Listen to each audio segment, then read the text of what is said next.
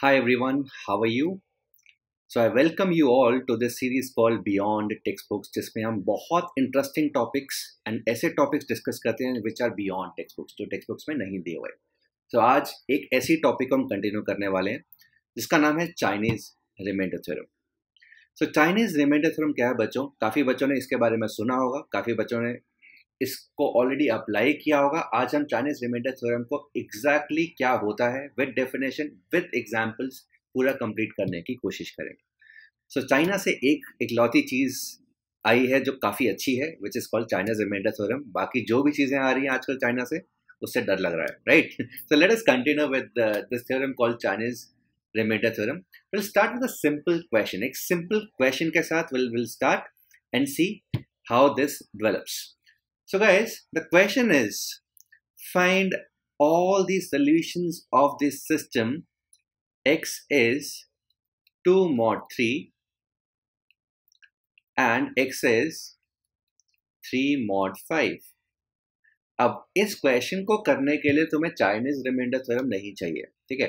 एक बहुत सिंपल सा क्वेश्चन है कि x एक ऐसा वैल्यू है, 3 से डिवाइड करके रिमाइंडर 2 है, 5 से डिवाइड करके रिमाइंडर 3 है। एक सिंपल सा क्वेश्चन, ठीक है? इस क्वेश्चन को पहले हम बिना चाइनीज रिमाइंडर थ्योरम के साथ करते हैं। Now x is of the form 2 mod 3, so that means x किस फॉर्म का है? 3a plus 2 की फॉर्म का है, where a is an integer, ठीक है? बिकॉज x जो है 3 से डिवाइड करके रिमाइंडर 2 दे रहा है। Also x is of the form 5b plus 3, 5b plus 3 की फॉर्म का भी है, 5 से डिवाइड करके रिमाइंडर 3 आ रहा है। So again guys, this is a simple Diophantine equation जिसको हमने पिछले 2 लेक्चर्स में सॉल्व करना सीखा है, ठीक है? इसको तो बहुत आराम से सॉल्व कर सकते हैं। Let us see how. So 3a minus 5b is equal to 1. You can solve this equation, ठीक है? सिंपल वैल्यूज पुट करो, a b, बहुत छोटे छोटे कोएफिशिएंट्स हैं। We can easily find the solution to this question. Can कर सकते हैं? Can you give me a single value, a single pair of a and b which satisfies this? So single pair would be b is equal to 1 and a is equal to 2. a को 2 put करो, b को 1 put करो, देखो satisfy कर रहा है। So as we put a as 1 or b as 2, we'll get x as 8. So x is 1, 8 is one of the solutions. You can check. 8 को अगर हम 3 से डिवाइड करते हैं रिमाइंडर 2 आता है, 8 को 5 से डिवाइड करते हैं रिमाइंडर 3 आता है। The question is 8 the only solution? Clearly no. अगर 3 और 5 है एंड ये कोप्राइम नंबर्स हैं, सो 3 और 5 का जो LCM है ना, LCM of 3 and 5 that is 15. So this means her 15 number के बाद ऐसा नंबर रिपीट करेगा। So all the numbers of the form 8 plus 15t, all the numbers of the form 8 plus 15t will satisfy, because 15 से फर्क नहीं पड़ने वाला ना 3 पे ना 5 पे। 15 is a multiple of 3 and 5. So 8 plus 15t. So कौन कौन से नंबर्स हो जाएंगे? 8 हो जाएगा। t को 1 पुट करेंगे, 8 plus 15 will be 23. So 23 is another number. 8 plus 15 into 2, so 38 will be another number, and there will be infinitely many numbers satisfying this condition. ठीक है? तो ये तो हो गई नॉर्मल जिंदगी, ठीक है? अब आते हैं मेंटोस जिंदगी पे, ठीक है? अब इसी क्वेश्चन को हम चाइनीज रिमाइंडर थ्योरम से करेंगे, सीखेंगे चाइनीज रिमाइंडर थ्योरम क्या है, और मुश्किल क्वेश्चंस जो इस मेथड से नहीं हो पाएंगे, then we will do with Chinese remainder theorem. Chinese remainder theorem क्या है? So these are Chinese remainder theorem. बच्चों क्या है चीज? This is a way of solving simultaneous कॉन्ग्रुएंसेस।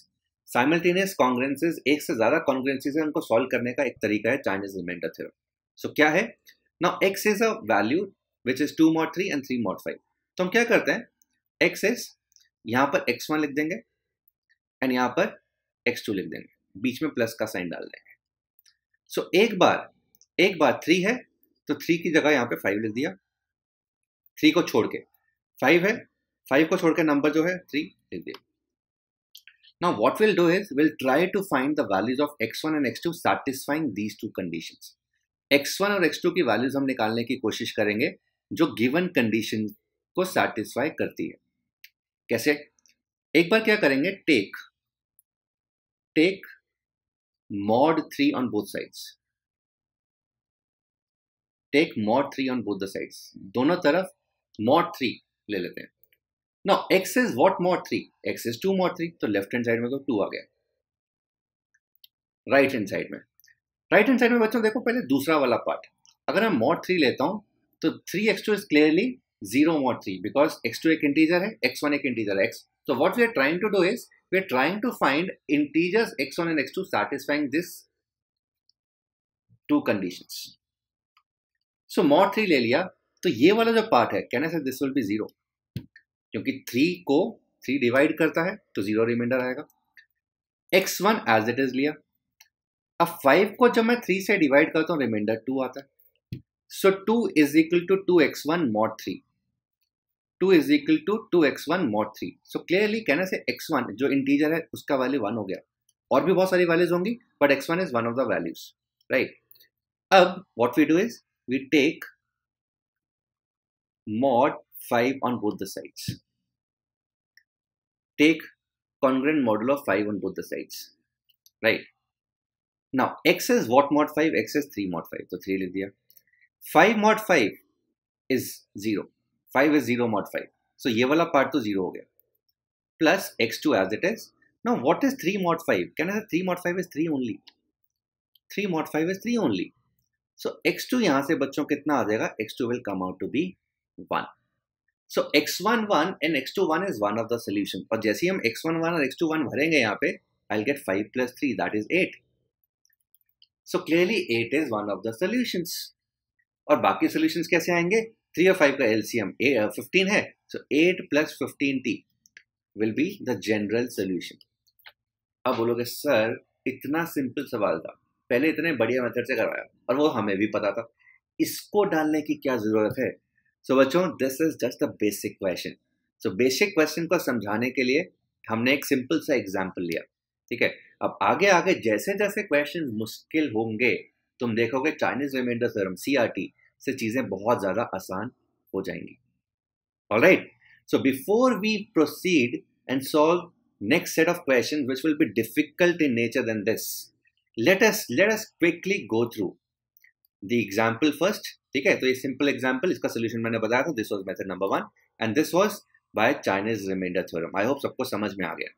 So let us quickly go through the definition of Chinese remainder theorem. जल्दी से लिख लो इसको. तो चाइनीज रिमाइंडर थ्योरम क्या कहता है बच्चों? चाइनीज रिमाइंडर थ्योरम बोलता है if A and B are two relatively prime numbers. Important चीज है ये, this is the most important condition, requisite condition. A and B have to be relatively prime numbers. Then there are two numbers R and S. R is less than A and S is less than B. There exist a unique number between 0 to AB. 0 to AB के बीच में एक exist करेगा number such that R is n mod A और and S is n mod B. इन दोनों को हम बच्चों ऐसे भी लिख सकते हैं n is R mod A, एक ही बात है, and n is S mod B, where R and S are between A and B respectively. ठीक है, तो ये सिंपल सी चीज बोल रही है कि A और B के बीच में, डेफिनेशन क्या बोल रही है? A और B के बीच में अगर R और S है, 0 और A के बीच में R है, 0 और B के बीच में S है, पॉजिटिव नंबर्स हैं and A and B are relative prime numbers, तो एक ऐसा n एग्जिस्ट करेगा ही करेगा. किसके बीच में? 0 से LCM ऑफ AB के बीच में, सच दैट ये वाली कॉन्ग्रुएंस सॉल्व हो पाए. ठीक है, सिंपल क्वेश्चन. ठीक है, जैसे हमने अभी एक एग्जांपल लिया था 3 और 5 का, तो 0 से 15 के बीच में एक ऐसा नंबर था. कौन सा नंबर था? 8 नंबर था. हर 15 नंबर के बीच में एक नंबर रहेगा. सिंपल. वो कैसे सॉल्व करते हैं वो हमने ऑलरेडी डिस्कस कर लिया. Now this is for two variables A and B. Now this can simultaneously be reciprocated for n variables also, which is this. Now if m1, m2, m3, mk are pairwise relatively prime, so बच्चों this is the most important condition. जितने भी values है ना m1, m2, m3 ये relatively prime होने चाहिए. Simple. तभी हम CRT लगा सकते हैं, Chinese remainder theorem लगा सकते हैं. Then there will be some value x is A1 mod M1, x is A2 mod M2 and x is AK mod MK. This will have some solution in 0 to M1, M2, M3 up to MK. That is the LCM of these numbers. LCM of 3 और 5 15 था, तो 0 से 15 के बीच में पहले question में answer आया था. अगर ज्यादा आ गए तो 0 से M1, M2, M3, MK के बीच में कोई ना कोई नंबर आएगा, which is the LCM of all the numbers. Right?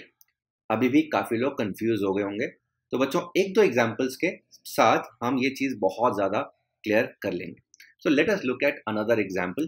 थोड़ा सा मुश्किल बिकॉज यहाँ पर दो की जगह तीन कॉन्ग्रुएंसेस आ गई. So we are simultaneously solving 3 congruences. अब कुछ लोग बोलेंगे सर हमें तो यार पिछला मेथड ही सही लगता है, बट बच्चों 3 में पिछले मेथड से थोड़ी सी डिफिकल्टी बढ़ जाएंगी, 4 में और डिफिकल्टी बन जाएगी, और अगर 4 से ज़्यादा है फिर तो बहुत ही मुश्किल हो जाएगा. ठीक है, स्पेशली अगर वे वेरिएबल्स को मैं बड़ा कर दूं. अभी वेरिएबल्स बहुत छोटे हैं.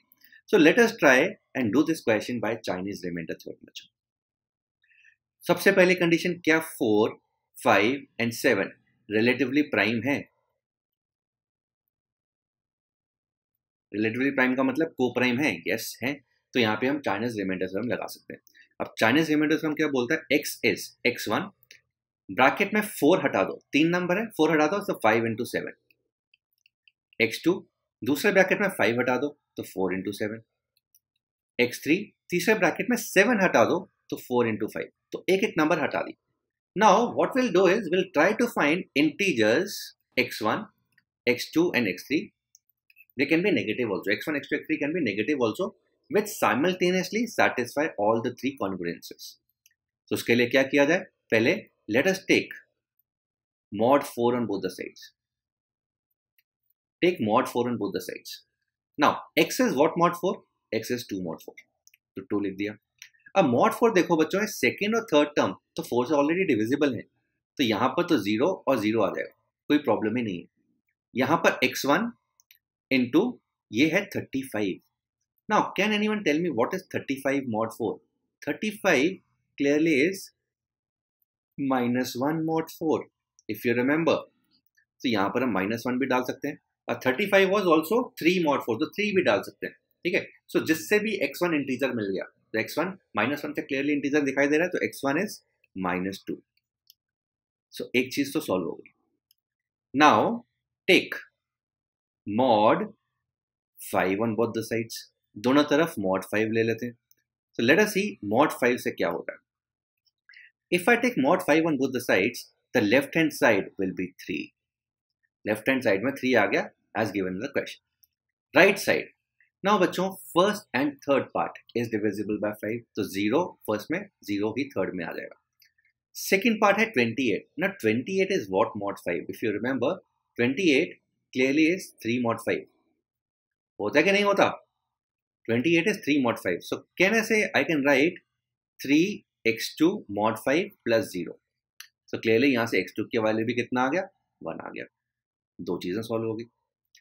Third and the last part is take mod 7 on both the sides. दोनों तरफ mod 7 ले लेते हैं. Now x is 1 mod 7. No problem with this. x is 1 mod 7. इसमें तो कोई प्रॉब्लम ही नहीं है. नाउ राइट साइड में फर्स्ट एंड सेकंड पार्ट तो क्लियरली 7 से डिविजिबल है बिकॉज x1 x2 तो इंटीजर्स. नाउ 20 आ गया. Now 20 if you remember 20 is -1 mod 7. So this is -1 into x3 mod 7. यहां से x3 का वैल्यू कितना आ गया बच्चों, -1. So now by taking mod 4 and 5 and 7 I have found x1 and x2 and x3. Remember x1, x2, x3 और भी बहुत सारी वैल्यूज हो सकती हैं. ठीक है, अगर तुम -1 की जगह 3 लेते तो x1 सोचते कि x1 ऐसा क्या भरे so that x1 into 3 becomes 2 mod 4 and so on.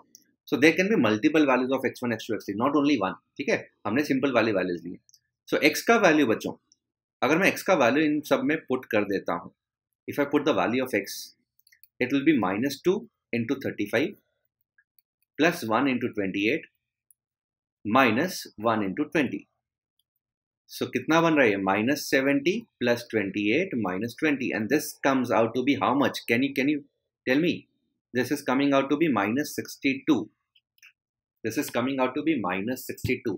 इसका मतलब -62 बच्चों is one of the solutions.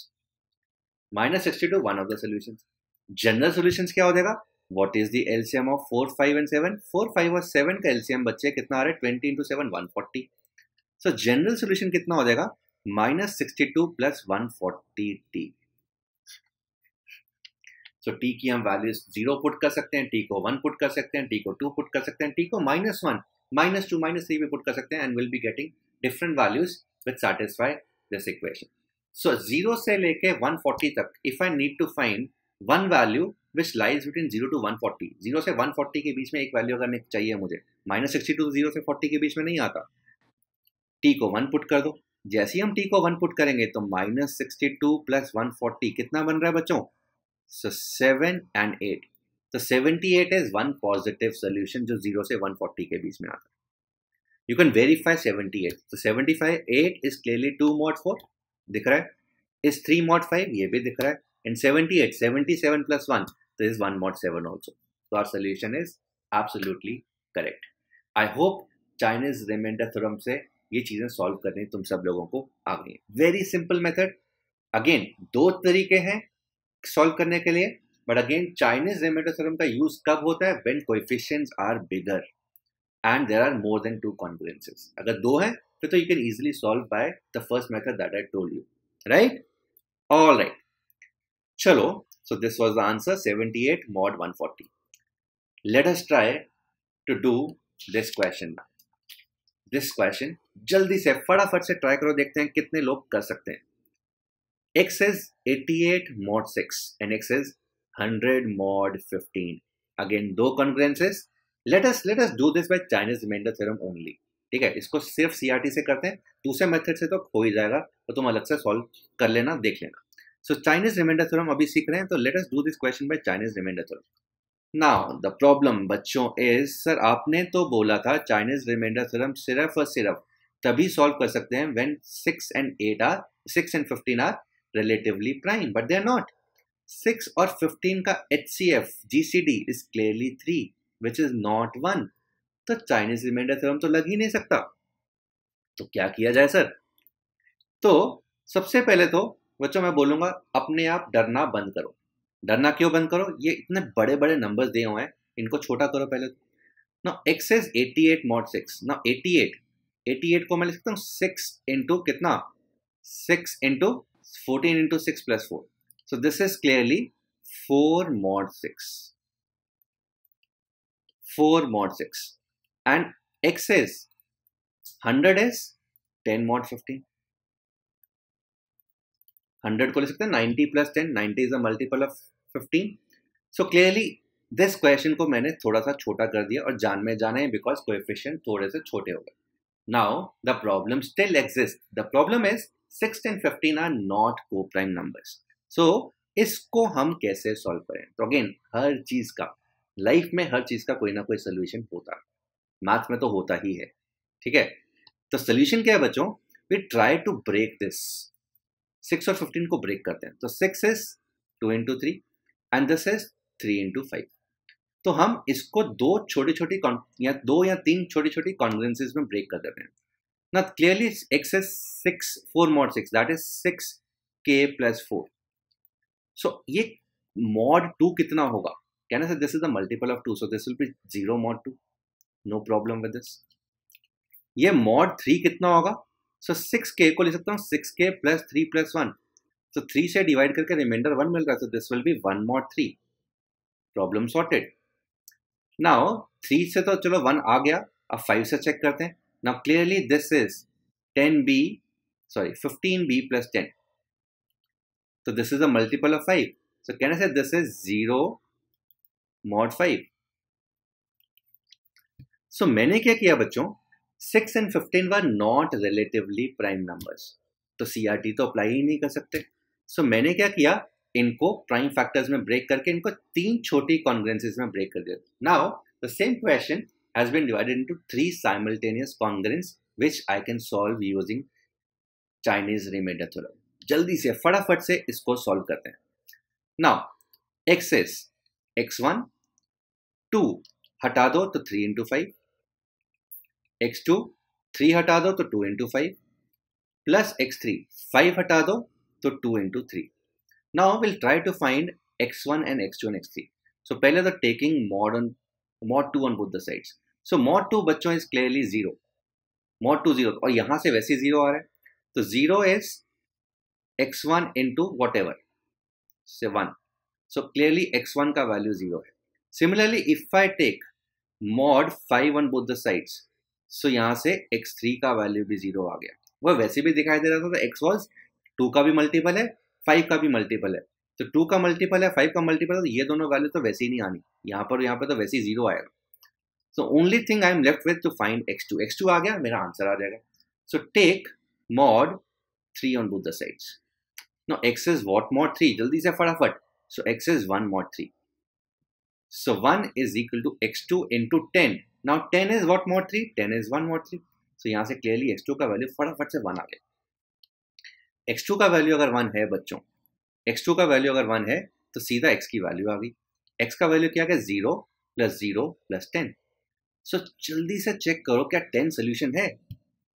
Is 10 one of the solutions? Is 10 one of the solution? Yes, इसको सेटिस्फाई कर रहा है, इसको भी सेटिस्फाई कर रहा है, इनको तो कर ही रखा है। Now the question is sir what is the general solution? तो जनरल सोल्यूशन की निकालना कौन सा मुश्किल है? 2 3 5 एलसीएम ऑफ 2 3 5। 2 3 5 का एलसीएम बच्चों कितना है? 30। तो general solution will be 10 plus 30t। You can put the values of t and check individually that all the solutions to this equation will be the solutions of the original equation also. All the solutions of the form 10 plus 30t will be the solution of the original equation also. You can verify. Okay? So simple application of Chinese remainder theorem. Simple है? बहुत simple है? Yes. अब मैं इसको थोड़ा सा मुश्किल बनाता हूँ. So final question of the day हमेशा मुश्किल होता है. ठीक है? तो इसमें खुद से दिमाग लगाना पड़ेगा। देखो किस तरीके से फाइनल क्वेश्चन को तुम सॉल्व कर सकते हो। So final question is coming up here. अरे बाबा डरा दिया। सो 5x इज 1 mod 6। ठीक है, और डराता हूं। 3x is 2 mod 5 and 4x is 5 mod 7. You have to solve this now. Now this, guys, will be very difficult if you do without Chinese remainder theorem. But again, sir, Chinese remainder theorem में तो left side में x होता था, यहाँ पे तो 5x, 3x और 2x, 4x देके आपने confuse कर दिया। So बच्चों, as I say, every problem has a solution. Her problem का कुछ ना कुछ solution है, वो find करने की कोशिश करते हैं। Now, first of all, let us try to convert this question into Chinese remainder theorem. अब चाइनीज रिमाइंडर थ्योरम में क्या होता है? x के साथ कोई कोएफिशिएंट नहीं होता, लेफ्ट हैंड साइड में it is only x। So what I try to do is, मैं तीनों से एक एक पंगे लेके एक एक करके इनको कोएफिशिएंट हटाने की कोशिश करूंगा। So I try to remove 5। Now how do I remove 5?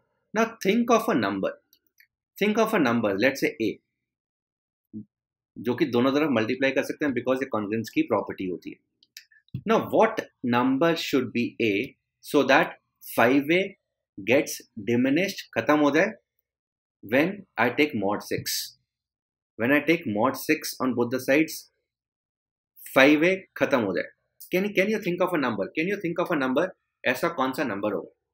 Now 5 is clearly 1 mod 6. 5 is clearly, sorry, minus 1. 5 is minus 1 mod 6. So can I say if I take a as minus 1, if I take a as minus 1, so 5 is 1 mod 6. So clearly minus 5, sorry, 5 is minus 1 mod 6. Minus 5 will be 1 mod 6. So if I take a as minus 1, a is minus 1, so can I say x becomes minus 1 mod 6. x becomes minus 1 mod 6. So इसको मैंने इसमें convert कर दिया, इसको मैंने इसमें convert कर दिया। Now let us try to do this with other two congruences also. So 3x is 2 mod 5. Now again try to think of a number, let's say a.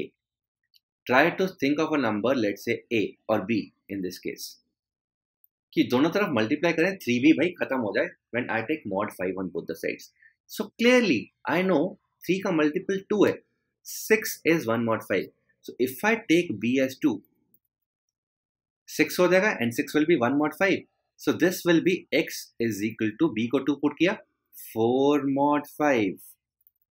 4 mod 5. तो मैंने दूसरी कॉन्ग्रेंस को भी सही कर दिया। समझ में आ रहा है कितना इंटरेस्टिंग है? Now let us try to convert the third congruence which says 4x is 5 mod 7. Now, similarly, let us try to find a number c which I can multiply on both the sides so that 4c 1 बन जाए mod 7. अब c के multiples देखते हैं। c के multiples क्या क्या हो सकते हैं? What can I put c? c को क्या पुट करूं? So if I take c as 1, so 4 into 1 is clearly 3 mod 7. बात नहीं बन रही। 4 into 2 is 8. Now 8 is 1 mod 7.